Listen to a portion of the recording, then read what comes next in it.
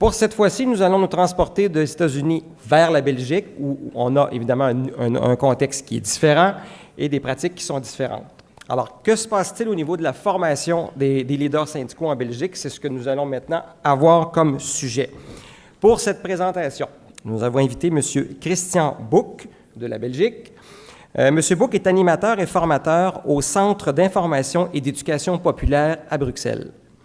Il est également co-auteur d'un livre qui donne des indications et des analyses pour combattre le discours d'extrême droite en Europe, en Belgique et en France et en Europe de façon générale.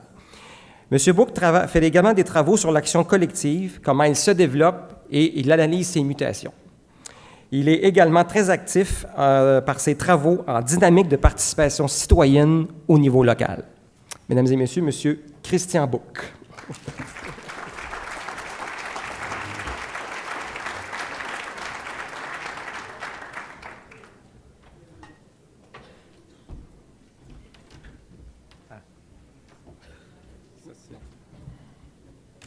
Merci.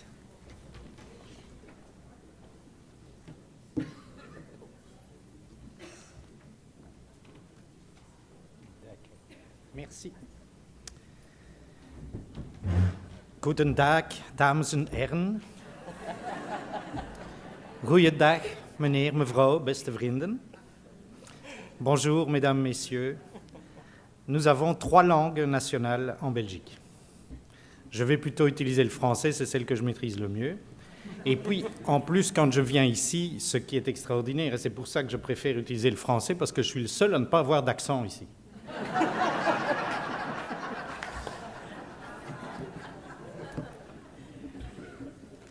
Voilà, alors, vous parlez du syndicalisme et de la formation des leaders syndicaux tels que nous le faisons. Mais peut-être d'abord aussi une présentation ou un contexte un peu par rapport à la Belgique.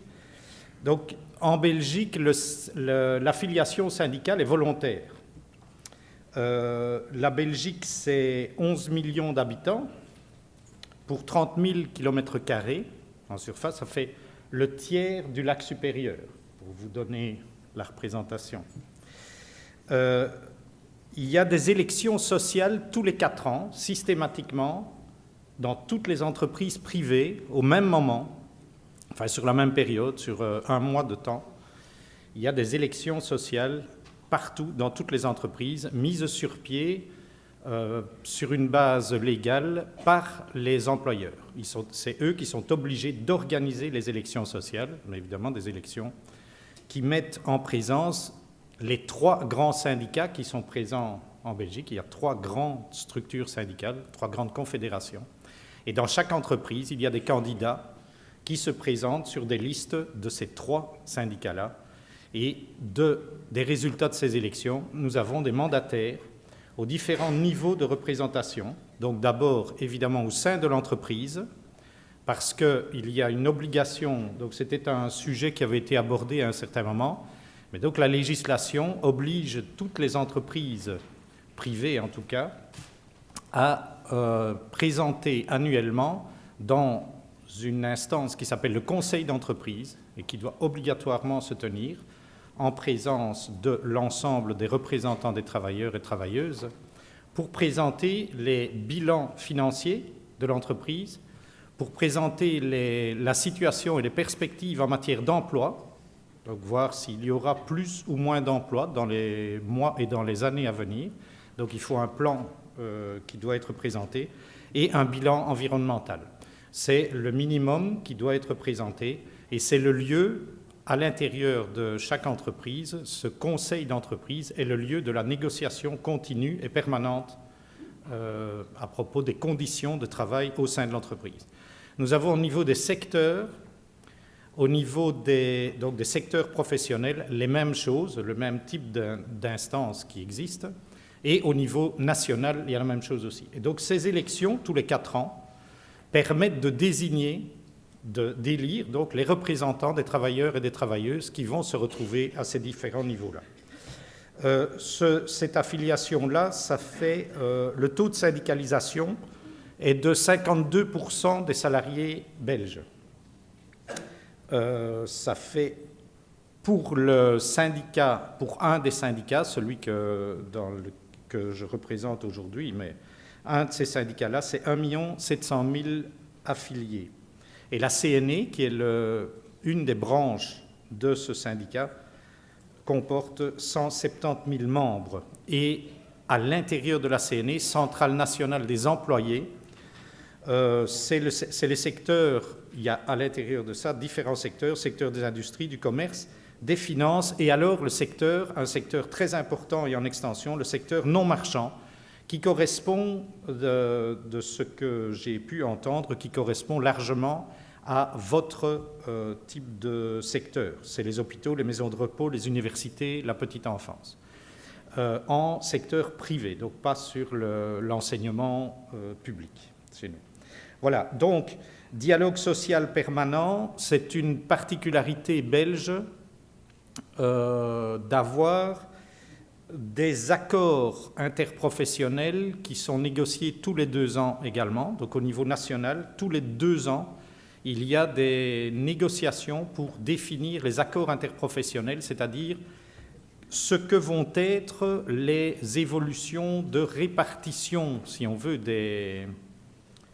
on va le reprendre comme ça, de la répartition des richesses en termes de progrès social, c'est-à-dire quelles vont être pour les 2 années à venir les évolutions salariales possibles, les perspectives et politiques en matière d'emploi et en matière de formation pour l'ensemble des travailleurs et travailleuses, puisque des fonds sectoriels et des fonds mis en place conjointement à la fois par le secteur des employeurs et les centrales syndicales et le gouvernement, il y a des fonds pour les formations des travailleurs et des travailleuses. Et donc tout cela est renégocié tous les 2 ans. Et autre particularité aussi, mais là je ne sais pas si ça existe ici, mais il y a une organisation, donc tous les litiges qui concernent le travail sont traités à l'intérieur de l'entreprise dans les négociations via les délégations syndicales, c'est évidemment le premier niveau, mais s'il n'y a pas de résolution à ces niveaux-là, ça passe par une législation particulière et spécifique, les tribunaux du travail. Et donc les tribunaux du travail, il y a aussi des élus des travailleurs et des travailleuses des entreprises qui sont juges dans ces tribunaux du travail. Il y a chaque fois 3 juges, un juge professionnel, un juge qui est représentant des travailleurs et des travailleuses et un représentant patronal. Et c'est ces 3 juges-là qui traitent et qui tranchent en matière de tribunal du travail. Donc ça amène tout cela, parce que autre chose qu'il faut savoir, c'est la réalité des replis par rapport à toutes les avancées syndicales qui ont eu lieu. Mais tout ce que vous racontiez, nous le vivons évidemment aussi. Et notamment en matière, par exemple, je prends cet exemple-là de législation du travail, tout ce qui est en train de se passer maintenant, c'est un déplacement par les employeurs de tout ce qui concerne la législation du travail, sous prétexte que ça touche à la propriété privée. Dès lors qu'on touche à la propriété privée, et qui dit c'est une atteinte à la propriété privée, donc ça c'est renvoyé aux tribunaux civils.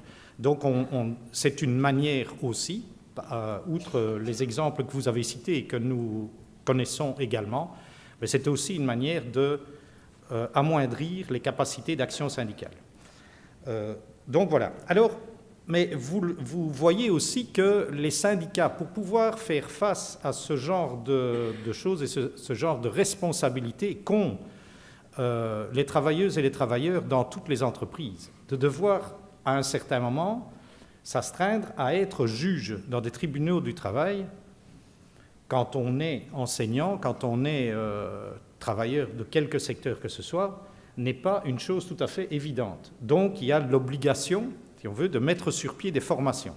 Alors, il y a des formations qui ont lieu par secteur, il y a des formations ponctuelles, mais il y a alors, et c'est ce qui a présidé à un certain moment, à la mise sur pied de cette école syndicale. Donc, ce que je vais évoquer avec vous, c'est les principes qui ont qui ont guidé la mise sur pied de cette école, les contenus Les méthodes principales, les finalités, c'est-à-dire ce qui veut être transformé, et alors des aspects liés aux contraintes, c'est-à-dire quelles sont les contraintes pour pouvoir entrer dans cette école, pour les étudiants et les étudiantes, et alors des aspects liés à la diplomation, puisqu'il y a un diplôme qui est obtenu par cette formation. Il y a d'autres aspects aussi, j'ai gardé en réserve, mais ça dépend un peu du temps que je vais prendre pour ça, mais j'ai encore en réserve d'autres petites choses que je peux évoquer avec vous, ou lors de questions-réponses. Alors les principes, tout d'abord, c'est la volonté d'investir dans un dispositif de formation continue de haut niveau. C'est-à-dire, il y a une demande fréquente et légitime et normale à propos de la capacité à assumer un mandat. Donc, quand on doit assumer un mandat, mais c'est quoi? Comprendre les structures. Vous aurez compris, évidemment, aussi que la Belgique, c'est un petit pays, mais on a développé une capacité de complexification institutionnelle extraordinaire. Nous sommes champions du monde, toutes catégories dans ces matières-là, ce qui fait que nous avons, par exemple, maintenant encore, c'est-à-dire 1 an après avoir eu les élections, le gouvernement va bientôt se constituer. Ceci dit, et donc ça fait, même en Belgique, ça fait la risée, et à l'extérieur, on en rit. Moi, j'ai plutôt tendance aussi à dire, oui, j'en ris, évidemment, mais par ailleurs, c'est l'obligation qu'on se donne en permanence dans cette démocratie de prendre le temps de savoir qui peut se retrouver autour de la table pour former un gouvernement, puisque le système électoral et le système d'organisation du pouvoir est un système qui n'est pas un système majoritaire, mais qui est un système de concertation, donc un système de coalition. Donc, pour savoir quels sont les groupes qui sont autour de la table, on n'a pas un groupe qui a 50%, on a tous des groupes qui ont une vingtaine de pourcents, 10%, etc. Donc, il faut que tous ceux-là se mettent ensemble pour savoir qui va faire 50% au total. Et donc, il y a des discussions et des négociations entre les groupes politiques pour définir le programme de gouvernement qui va se faire. Mais c'est une capacité qu'on retrouve et qui est issue aussi d'une histoire particulière du mouvement ouvrier. Le mouvement ouvrier est aussi dans une dynamique permanente de négociation. Et donc, mouvement politique et mouvement ouvrier sont liés dans une manière de voir les choses sur base de comment construire des accords, comment faire du compromis. Donc, en même temps, je ris de cette complexification et en même temps, je pense que c'est aussi une force. Mais cela nécessite d'avoir la maîtrise pour pouvoir le faire. Donc, investir dans un dispositif de formation qui fait que, à côté des demandes sur comment vivre son mandat, qu'est-ce que c'est que la centrale dans laquelle on est, quels sont les accords sectoriels, etc., il y a d'autres niveaux, niveau intersectoriel, et alors il y a un niveau aussi de formation qu'on a voulu encore plus élevé, qui est une formation de haut niveau pour les travailleurs et travailleuses de première ligne, donc directement dans les entreprises, qui leur donne des compétences réelles de haut niveau dans différentes matières. Mais c'est aussi, et cette école syndicale, c'est le lieu dans lequel les participants, quand ils y sont, mais ce n'est pas une formation qui se fait, ce n'est pas une formation descendante, c'est une formation aussi où un petit peu ce que vous avez fait hier, mais c'est un peu l'exemple de ce qui se fait, sauf qu'on n'a pas, dans un groupe en formation, on n'a pas autant de monde, hein, ça fait 30-35 personnes chaque fois, mais c'est ce type de travail-là. Il y a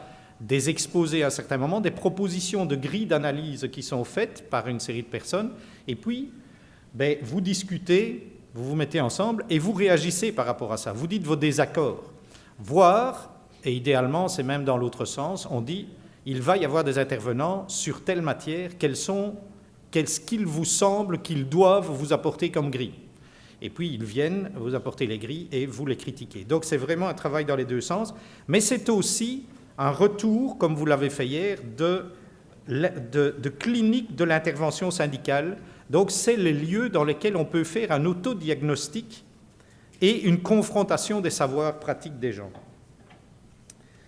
Alors, les contenus, c'est agir sur des capacités plus que sur des compétences.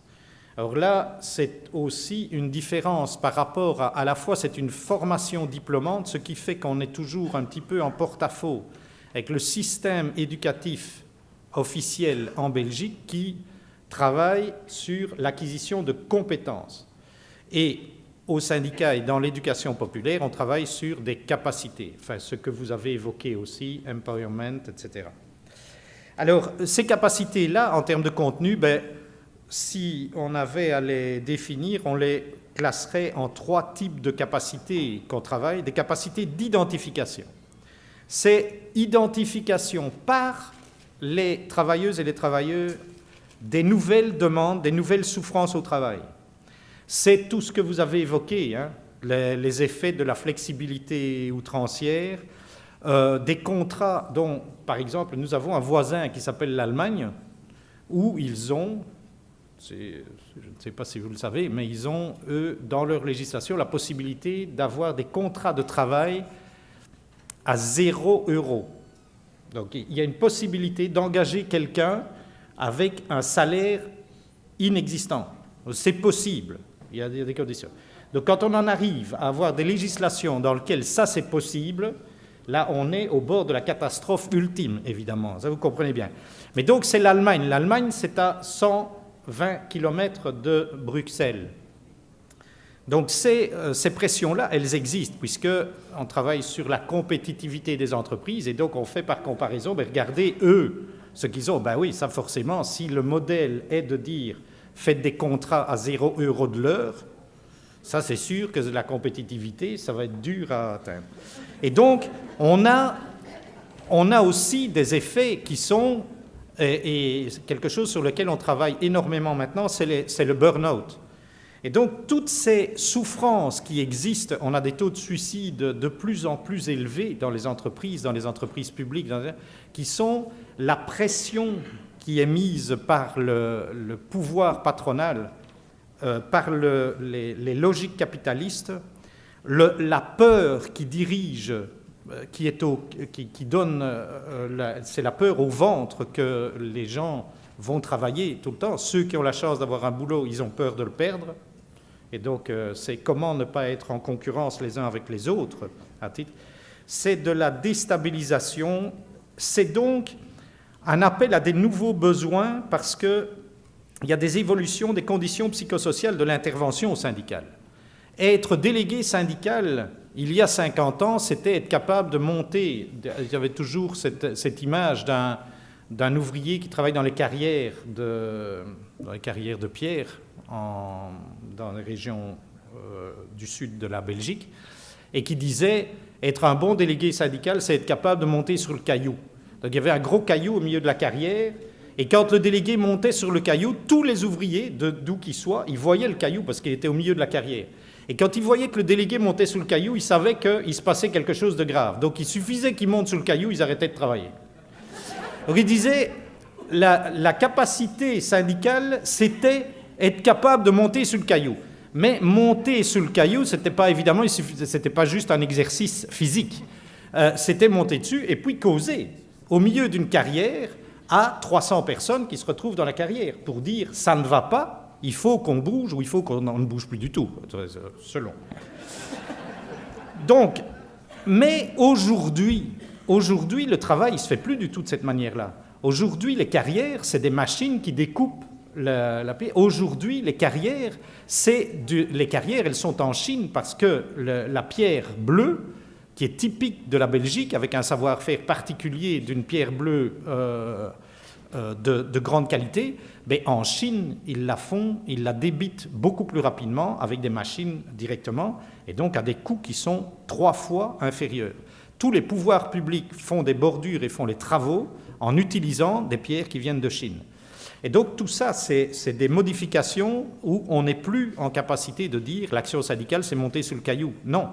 Et aujourd'hui, en plus, les délégués syndicaux, ce qu'ils disent, c'est Mais ce à quoi on est confronté, ça n'a plus rien à voir avec le travail qu'on faisait sur essayer d'obtenir des avantages, essayer d'obtenir un salaire meilleur, des conditions de travail un peu meilleures. Aujourd'hui, c'est devoir répondre à des gens qui viennent en disant « avec le salaire que j'ai, je suis endetté ». Et donc, ils ont un salaire, mais ce salaire ne correspond pas au niveau de vie dont ils ont besoin.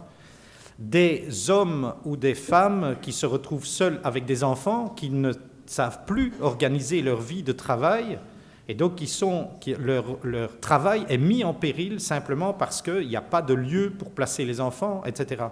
Et donc il dit, l'action syndicale, elle touche à ça maintenant. Et donc ça amène des gens qui sont en pleurs, des gens qui sont en souffrance, mais pas directement liés à ce qui se passait au sein de l'entreprise. Et donc ça modifie totalement les besoins des délégués dans leurs entreprises. Autre capacité, c'est les capacités de réponse. Comment, avec l'évolution du syndicalisme, avec l'évolution des conditions de travail, avec l'évolution du contexte et des pressions, comment organiser l'action? Et donc, on travaille beaucoup dans cette formation sur les méthodes. Le travail, vous l'avez évoqué aussi, il n'est plus possible d'imaginer, je disais, c'est celui, c'était souvent un homme dans les carrières, c'était à l'époque, il y a 50 ans, c'était l'homme qui montait sur la pierre et qui, camarade, on va gagner. C'est fini ça, c'est plus possible et c'est impossible. La complexité est telle qu'on ne peut plus faire autrement que de s'appuyer sur une équipe. Mais quand on a 2 personnes qui sont élues dans une entreprise, une équipe de 2 ne suffit pas. Donc comment est-ce qu'on fait équipe au-delà de ceux qui sont élus? Donc avoir des comités de réflexion syndicale avec les affiliés syndicaux qui ne sont pas nécessairement élus, donc qui n'ont pas la protection à l'égard de l'employeur de la même manière que ceux qui sont élus, puisque eux ont une protection sociale. C'est toute une question liée aussi à la gouvernance interne du syndicat. Comment organise-t-on les listes électorales à l'intérieur des entreprises? Qui décide de ça? Comment est-ce qu'on fait ça? Mais toutes ces réflexions, puisque vu qu'il y a une protection au travail pour ceux qui sont sur les listes, mais vous voyez qu'avec la pression et la peur qui existent, on a assez logiquement dans certains lieux des gens qui se proposent à se mettre sur les listes, moins pour l'intérêt qu'ils ont pour le collectif que pour se dire, si je suis là, je suis protégé pendant 4 ans au moins. On ne peut pas me mettre dehors pour raison syndicale. Alors en plus, ils se trompent un peu parce que pour raison syndicale ne veut pas dire qu'on ne peut pas les mettre dehors quand même. Donc après, ça fait aussi toute une série d'affaires. Donc, les modes de gouvernance internes à l'appareil syndical sont questionnés tout le temps. La capacité de réunir des assemblées, aujourd'hui avec la flexibilité, avec les horaires coupés, avec la fragmentation des lieux dans lesquels le travail se fait, mais réunir tous les travailleurs et travailleuses de l'entreprise pour essayer d'avoir une discussion ou présenter ce qui est en train de se passer devient de plus en plus difficile. Et donc, il faut imaginer, tel que, là aussi, c'est des choses que vous avez évoquées en disant est-ce qu'on utilise l'Internet, est-ce qu'on utilise les textos, etc. Mais on se rend bien compte que ce n'est pas ça la réalité. Pour discuter avec les gens, il faut leur parler en vrai, il faut se toucher. Ce sont évidemment aussi une capacité de réponse parce qu'on maîtrise toute une série de savoirs. Le droit et la législation, maîtriser les éléments du droit, pas tellement être capable de répondre pied à pied à toutes les questions législatives, mais être capable de savoir où on peut trouver les réponses et se réapproprier l'idée que la force du syndicat, c'est de se dire « Attention, ne croyons pas que le droit est là pour défendre les travailleurs et travailleuses. Le droit est de plus en plus un droit dont il faut se souvenir que c'est un droit de la propriété d'abord. Ce droit de la propriété, il est à l'encontre des droits des travailleurs. Et donc utiliser le droit, ou de croire trop évidemment au droit, est bien souvent une grosse difficulté. Et donc c'est moins le droit comme existant que le droit comme ce que nous obtenons comme nouveau droit. Comment modifier les droits antérieurs? Comment changer le droit? Le droit à la formation, dont on parle, et alors quand on dit, et quand on avait eu l'occasion de discuter, on dit, en Belgique, vous avez la chance d'avoir des financements importants pour la formation. Vous avez la chance d'avoir un congé éducation payé, c'est-à-dire que toute personne à temps plein, et alors c'est en proportion selon qu'on n'est pas à temps plein, mais toute personne qui est employée à temps plein en Belgique, qui est salariée à temps plein en Belgique, a un droit légal de 15 jours par an, au total, de congé pour suivre une formation et en étant rémunéré. Mais donc on dit, ah ben oui, c'est luxueux. C'est luxueux, effectivement, si on fait cette comparaison-là. Mais ça a été obtenu par des actions syndicales. Le syndicat a obtenu de haute lutte tout cela. Et aujourd'hui, le syndicat doit se battre pour le défendre. Parce que je vous dis 15 jours par an, ça c'est aujourd'hui, on était à 21 jours. On est rendu maintenant à 15 jours seulement et on nous parle de le diminuer à 12 jours. Mais là, les effets sur la formation, ils sont dramatiques, évidemment.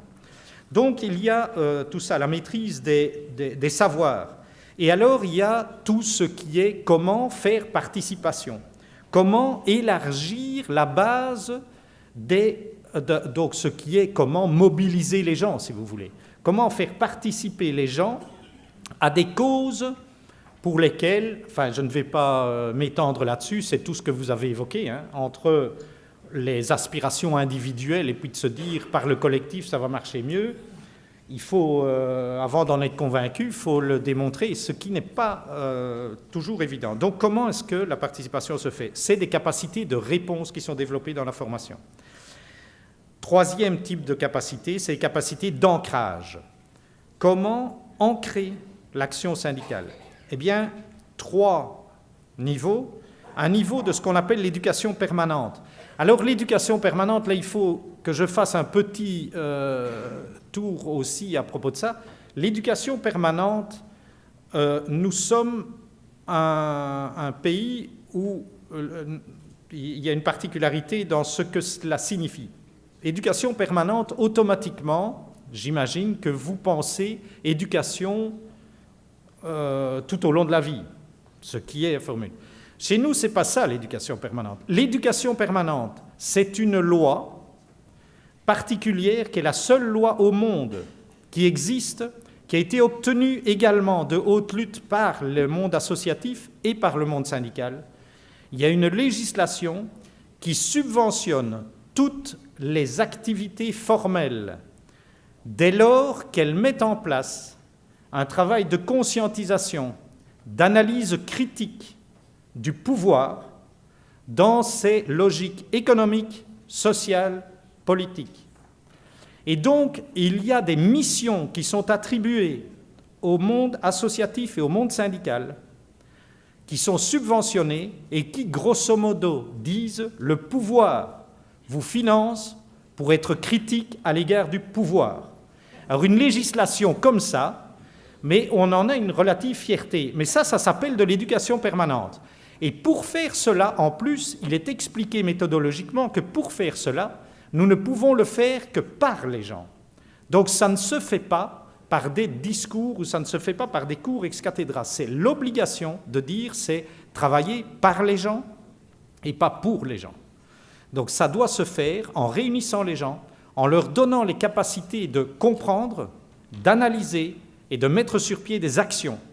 Donc ça va jusque-là. Et c'est obligatoire, sinon on n'est pas subventionné. Donc il y a une vérification de est-ce que vous allez jusqu'à l'action critique. Donc la capacité d'ancrage, c'est le syndicat. Et à l'école syndicale, on travaille selon cette logique-là, travail d'éducation permanente. Et donc c'est comprendre le discours patronal, décoder le discours patronal, tout ce qui est les médiations, et tout ce qui est la vision capitaliste qui est à l'œuvre actuellement, décoder tout cela, c'est un travail énorme et important à l'intérieur de la formation. Conscientisation sur les enjeux politiques, les intérêts, etc., et faire des alliances, y compris hors du syndicat. C'est pas le syndicat travaille avec les travailleurs, travaille avec les travailleuses et les travailleuses travaillent avec les travailleurs. C'est pas que ça.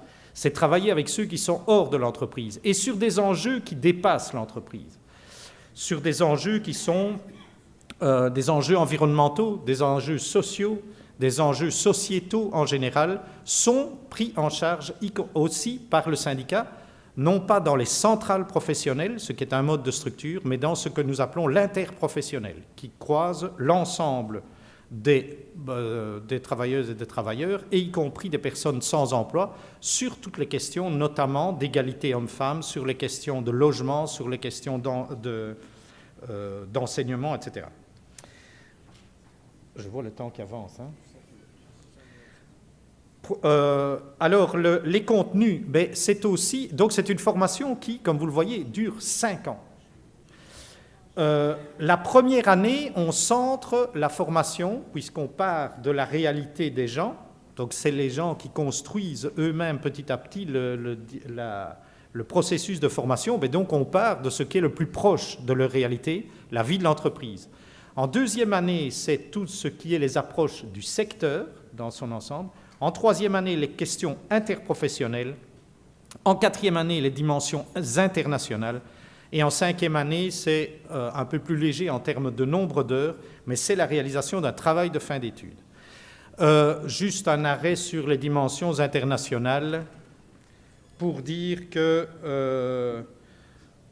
il y a toute une série de questions qui nous préoccupent quand nous, et donc, comme disait Christian, tu vas en Amérique du Nord, et puis avec une représentante d'un syndicat des États-Unis, mais nous autres, on est bien embarrassés avec les accords sur le commerce des services et sur le partenariat transatlantique du commerce et d'investissement.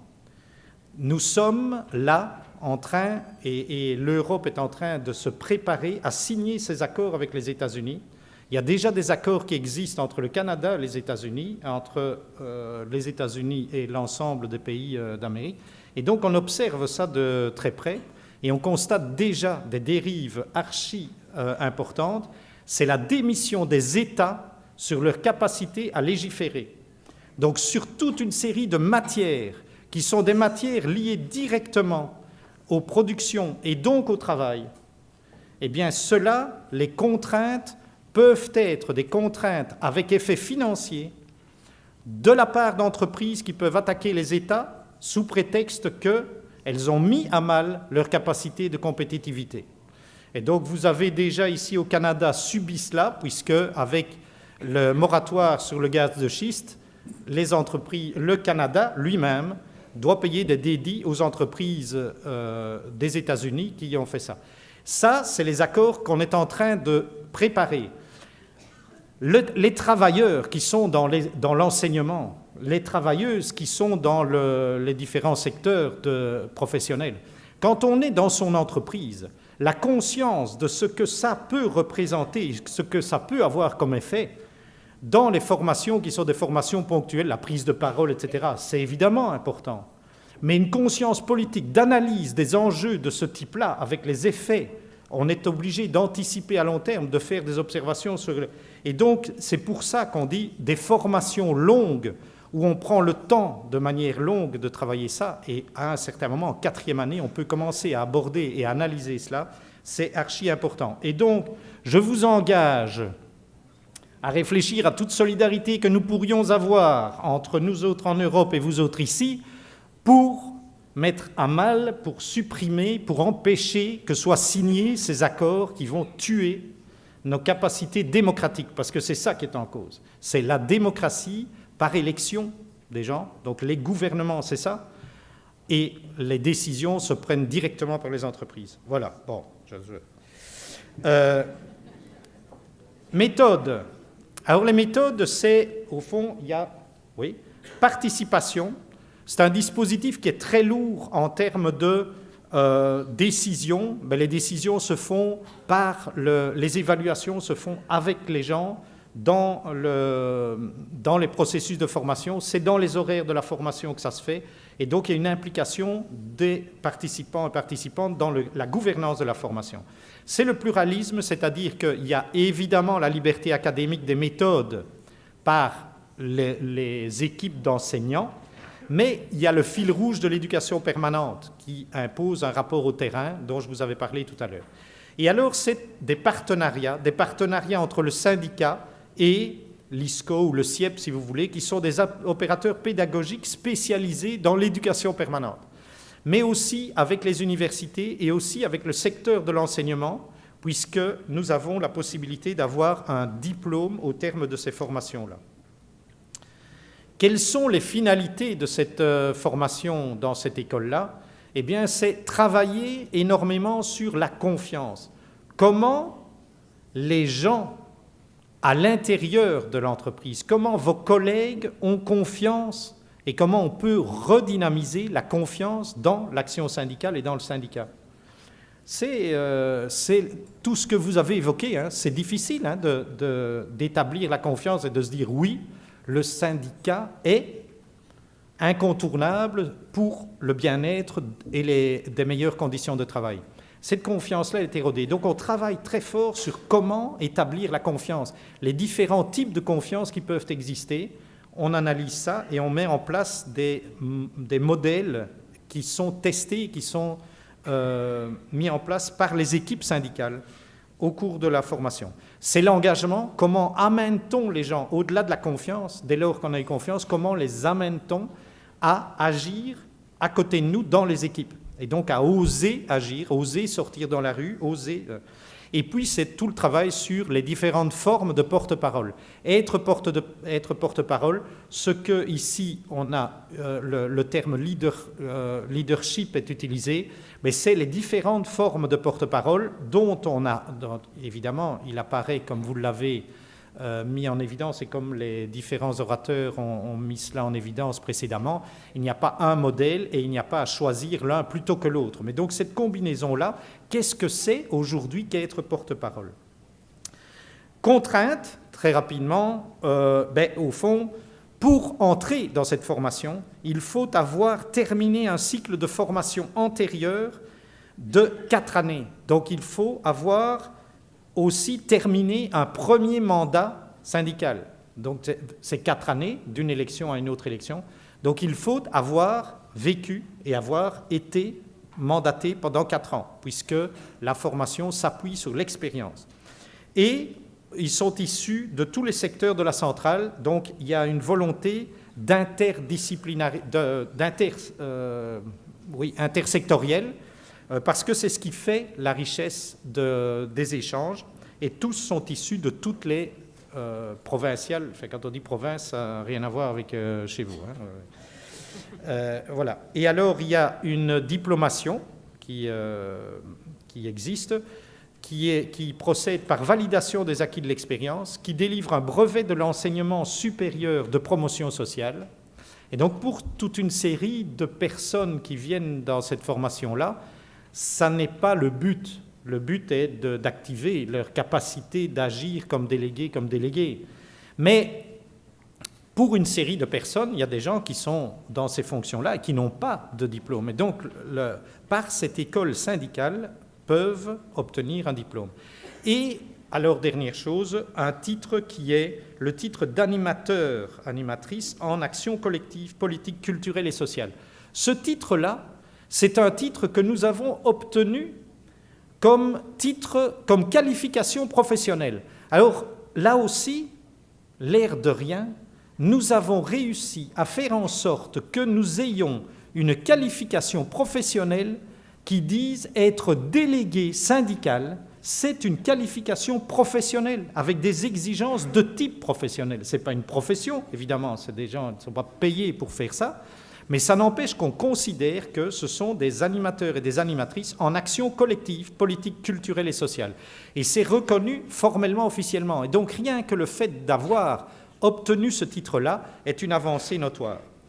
Et juste quelques chiffres pour en terminer. En 11 ans, nous avons eu 12 groupes, 441 militants, 60 font le premier cycle de 2 ans, puisque c'est par cycle de 2 ans. Je dis c'est 5 ans, mais c'est en fait, il y a un premier cycle de 2 ans, après ils peuvent choisir d'en rester là. 35% font les 4 ans. Nous avons 22 personnes qui ont eu un diplôme et certains d'entre eux deviennent permanents de la structure, même si ce n'est pas l'objectif.